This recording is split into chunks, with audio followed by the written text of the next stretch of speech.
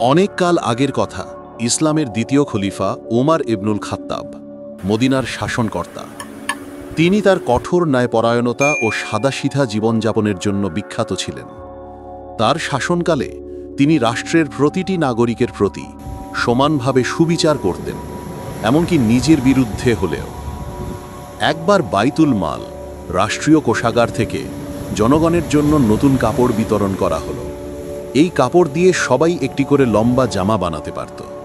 পরের দিন জুমার নামাজের সময় খলিফা উমর মিম্বারে দাঁড়িয়ে জনগণের উদ্দেশ্যে খুতবা দিতে শুরু করলেন।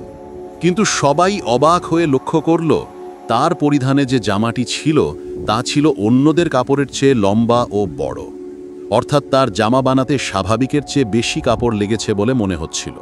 তখন মণ্ডলীর মধ্য থেকে একজন সাহাবী, সালমান আল ফারসি, তিনি উঠে দাঁড়ালেন এবং সাহসের সঙ্গে খলিফাকে উদ্দেশ্য করে বললেন, হে উমরের পিতা, আমরা তোমার কথা শুনব না এবং তোমার আনুগত্যও করব না যতক্ষণ না তুমি আমাদের কাছে ব্যাখ্যা করো কিভাবে তুমি আমাদের প্রত্যেকের জন্য বরাদ্দকৃত একই পরিমাণ কাপড় দিয়ে তোমার জন্য এত লম্বা জামা বানালে।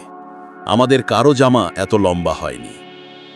এই প্রশ্নটি ছিল অত্যন্ত কঠিন এবং সরাসরি খলিফার সততা ও স্বচ্ছতার ওপর আঙুল তোলা। মজলিসে পিন পতন নীরবতা নেমে এলো। খলিফা উমর এক মুহূর্তের জন্য বিরক্ত হলেন না বা ক্ষমতার দাপট দেখালেন না, বরং তিনি শান্তভাবে মৃদু হাসলেন। তারপর তিনি মিম্বারের পাশেই বসা তার পুত্র আবদুল্লাহ ইবন উমরকে ইশারা করলেন।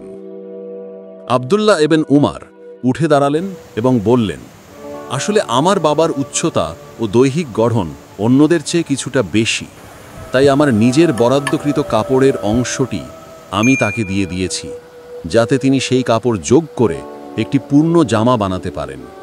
এই জামাটি কেবল তার একার প্রাপ্য কাপড় দিয়ে তৈরি হয়নি। এই ব্যাখ্যা শোনার পর সালমান আল ফারসি তৃপ্ত হলেন। তিনি সন্তুষ্ট চিত্তে বললেন, হে উমরের পিতা, এখন আমরা তোমার কথা শুনব এবং তোমার আনুগত্য করব।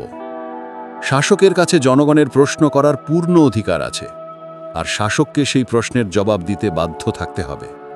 কোনো নেতা আইনের ঊর্ধ্বে নন।